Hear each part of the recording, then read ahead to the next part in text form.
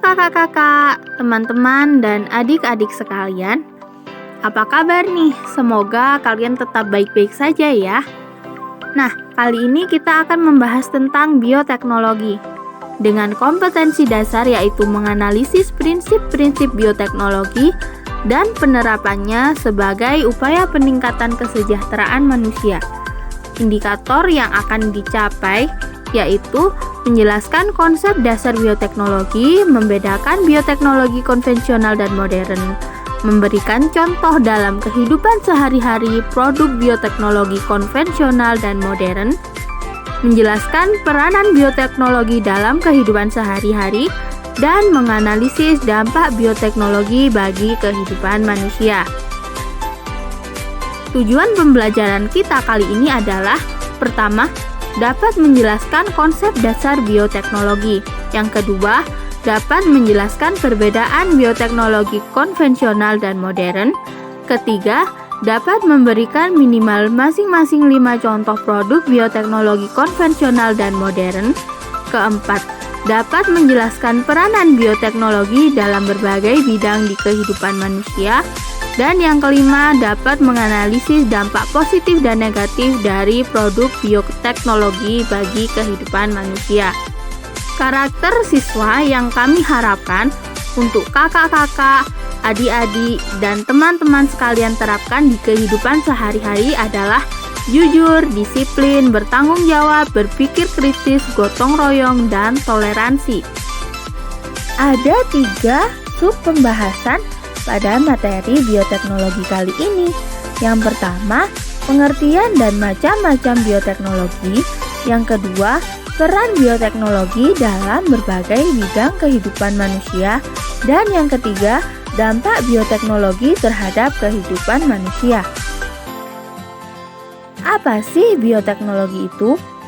Bioteknologi berasal dari bahasa Latin, yaitu bio yang artinya hidup, teknos yang artinya teknologi atau penerapan, dan logos yang artinya ilmu.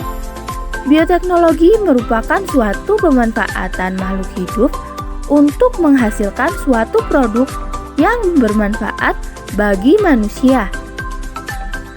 Bioteknologi ini dibagi menjadi 2, yaitu bioteknologi konvensional dan bioteknologi modern.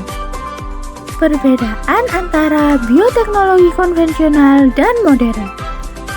Pada bioteknologi konvensional, ilmu yang didapat berdasarkan warisan turun-temurun dan kebiasaan. Sedangkan bioteknologi modern mendapatkan ilmu yang berasal dari pengkajian ilmiah dan eksperimen. Bioteknologi konvensional hanya diproduksi dalam skala kecil untuk mencukupi kebutuhan rumah tangga. Sedangkan bioteknologi modern diproduksi dalam skala besar atau industri.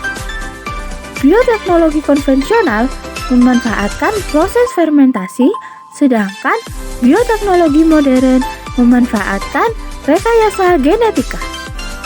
Pada bioteknologi konvensional menggunakan keseluruhan tubuh pada makhluk hidup.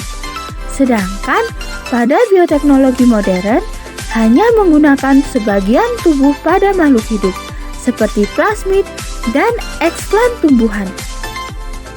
Pada bioteknologi konvensional, umumnya tidak ada rekayasa proses.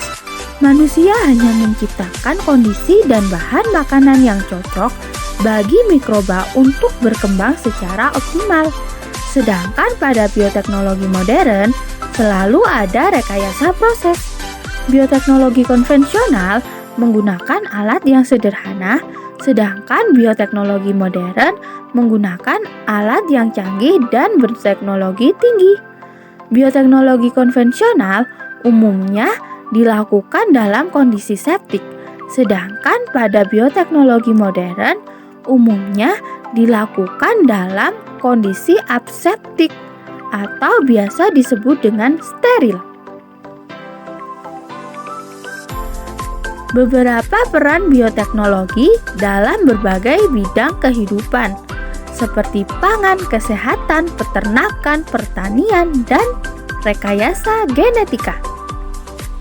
Pada bidang pangan, ada tempe, tape, roti, keju, dan yogurt. Di bidang kesehatan, ada antibiotik, vaksin, hormon, antibodi monoklonal, dan interferon. Sedangkan di bidang peternakan, ada inseminasi buatan, fertilisasi in vitro, transfer embrio, multiple ovulation, dan mikromanipulasi embrio. Di bidang pertanian, ada perkawinan silang, hidroponik, aeroponik, transgenik, dan kultur jaringan. Sedangkan di rekayasa genetika, ada teknologi plasmid, fusi sel, transfer inti, dan bayi tabung. Dampak bioteknologi dalam berbagai bidang kehidupan manusia. Yang pertama di bidang etika atau moral. Adanya rekayasa genetika dianggap tidak etis dan mengabaikan nilai kemanusiaan, terutama oleh kalangan agamawan. Rekayasa genetika dianggap bukan saja merendahkan harkat manusia, bahkan mengotak-atik ciptaan Tuhan. Degradasi moral juga terjadi ketika cloning diterapkan kepada sel manusia apabila tidak ditujukan untuk pengetahuan, tetapi untuk membuktikan kesombongan bahwa manusia mampu menciptakan manusia lainnya. Selanjutnya, dampak di bidang kesehatan. Produk kesehatan hasil rekayasa genetika mempunyai keseimbangan yang tidak diduga sebelumnya. Keseimbangan tersebut tidak sesuai dengan homeostatis tubuh manusia. Hal ini mengakibatkan timbulnya gejala-gejala lain dari suatu penyakit, misalnya reaksi energi. Dampak di bidang sosial ekonomi. Penemuan berbagai teknik yang berbasis rekayasa genetika mengakibatkan banyak industri saling bersaing untuk menemukan varietas baru tanaman dan hewan. Penemuan akan mendominasi pembibitan maupun hasil pertanian di pasar. Kalangan industri yang berhasil mengembangkan varietas baru akan mematenkan penemuannya, sehingga membuat petani tradisional semakin terpuruk. Yang terakhir adalah dampak di bidang lingkungan hidup. Penyisipan gen asing ke dalam gen inang dapat menimbulkan interaksi antar gen sehingga kemungkinan menghasilkan perubahan sifat yang tidak diinginkan. Pelepasan makhluk transgenik ke alam bebas dapat menimbulkan polusi gen akibat transfer gen dari tanaman transgenik ke tanaman sekerabat di dekatnya melalui penyerbukan silang. Pengkloningan akan menurunkan tingkat keanekaragaman genetik sehingga merugikan populasi. Punahnya sebagian plasma nutfah karena yang dikembangkan hanyalah produk hasil rekayasa genetika. Akhirnya, selesai sudah pembahasan bioteknologi kali ini. Burung irian, burung cendrawasih. Anak monyet sakit gigi. Cukup sekian, terima kasih, dan sampai jumpa lagi.